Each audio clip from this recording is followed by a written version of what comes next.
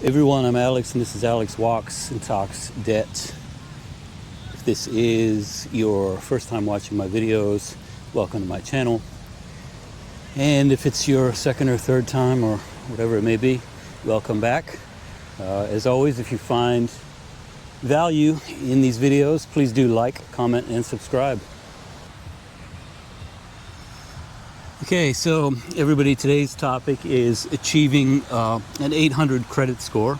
So if you do want to achieve an 800 credit score, you'll want to watch and re-watch this video in order to understand the required steps. So an 800 FICO score is considered exceptional, but it's actually pretty achievable for all consumers, really, because although it sounds like a very, very high score, in truth, 21% of all people who have established a FICO score actually have a score of 800 or above. So again, it's very achievable. That should let you guys know, any of you, who are really aspiring toward that goal, that really all you have to do is make better financial decisions than 4 out of 5 credit users, and it's really, you're almost guaranteed to reach an 800 score. So let me see, the next thing to note about reaching an 800 score, or just FICO scores in general, is that the score itself is calculated based on 5 factors. So those 5 factors are in order, well, kind of in order, are payment history, the amount you owe, the length of your credit history, credit mix, and the amount of new credit. So let's address those 5 things in order, and we'll kind of start with those things that get the most weight, and then we'll work our way down. So consistently doing all 5 steps is the easiest way to ensure that you reach an exceptional credit score of 800 or above. So the first and most important factor is payment history. So payment history accounts for about 35% of your credit score. Basically, pay your bills on time, every time, and you're taking the biggest step toward achieving an 800 credit score. So the best way to ensure that you never miss a payment is to enroll in auto pay for every bill that you have. It's really very straightforward. Make a schedule for all other payments that you can't enroll in auto pay, and do that, and you'll end up maximizing your chances of achieving an 800 credit score, because you'll have knocked out the biggest piece of the puzzle. So guys, if you do miss a payment, you'll have 30 days to clear it up before it gets reported and negatively affects your credit. Still, don't get in the habit of doing that. Don't get in the habit of missing any at all, because you're going to put yourself in a bad situation, and you're really setting a bad precedent. So set up auto pay for everything and make sure you never miss a payment. It's as simple as that. And it's 35% of your credit score, and it's the absolute best thing that you can do. Okay, moving on to the second step in achieving an 800 credit score. So the second step is credit utilization. So it accounts for 30% of your overall credit score. 30 is kind of an important number here to remember, because it's also the maximum percentage of your available credit you should utilize to maintain a healthy score. That is the credit utilization ratio. It is it's really the amount of, it's the percentage of your total credit limit that you use. So 30% is sort of the cutoff that they most assume, but we're going to get to the actual number that you should shoot for. But anyway, 30% is the number they tell you to, really never go over. So, you can do the simple math. If you have a credit card that has a $1,000 limit, don't charge more than $300 on it in any month. Likewise, if you have a credit card with a $10,000 limit, don't charge more than $3,000 in a month. So that 30% ratio is sort of that's like the baseline. Really, the truth is, and this is based on a statistic from FICO or FICO, they say that most people with an 800 credit score actually keep that utilization ratio nearer to 7%. So, if you have a $10,000 limit on your credit card, that means basically you're not going to want to put more than $700 on that card in a given month.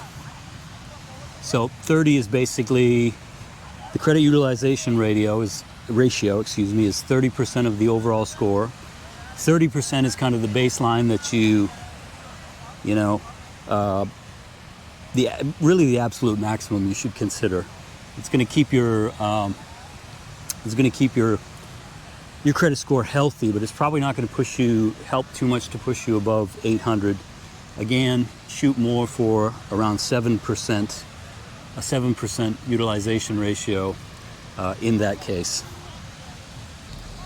So guys, the third step in building an 800 credit score is to add bills to your credit history.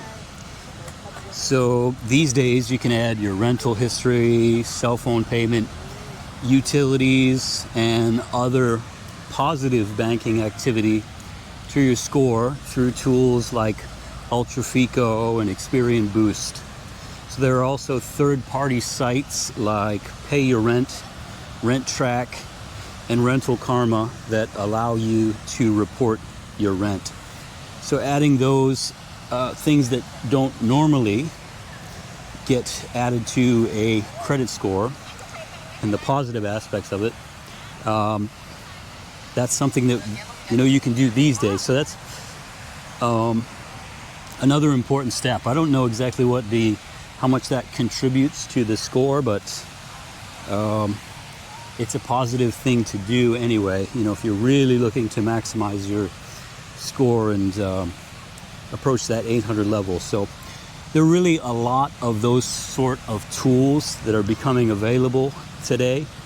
You can search online for whatever keyword phrase you might find that sort of identifies those things. But anyway, that's step 3, is that you try to find those things again, like UltraFICO, ExperianBOOST. Those are great ones to search because they'll help you add those expenses to your credit report.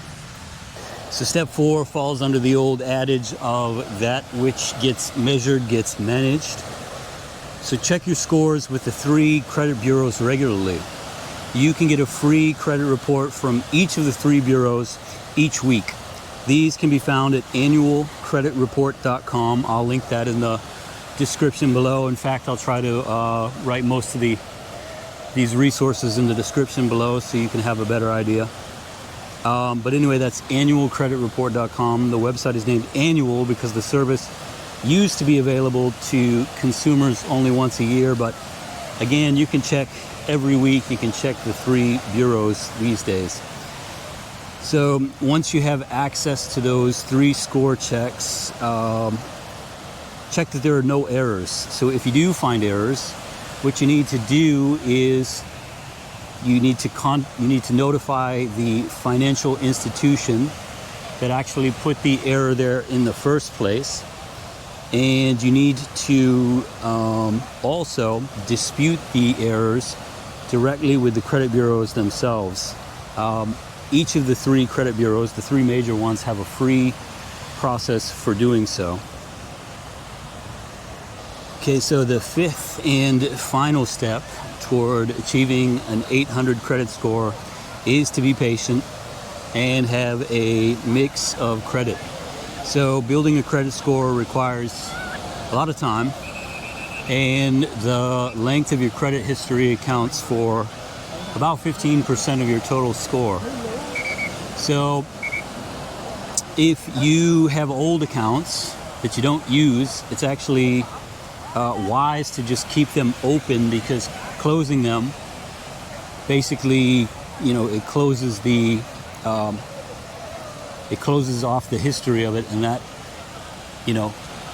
ends it, and you have no more length. So just keep them open if they're there and they're, not causing you any trouble.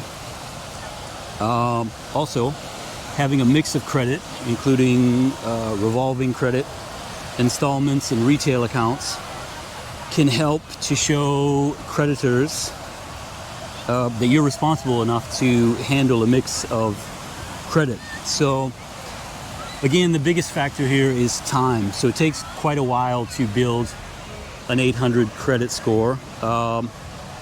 The average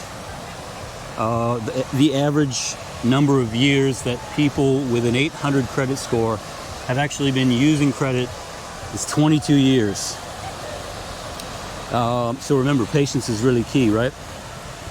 So I've listed the 5 steps below in the description, and I've also added a bunch of resources there, all of the kind of things you would click on and that sort of thing, for you guys to, be best aware of the situation.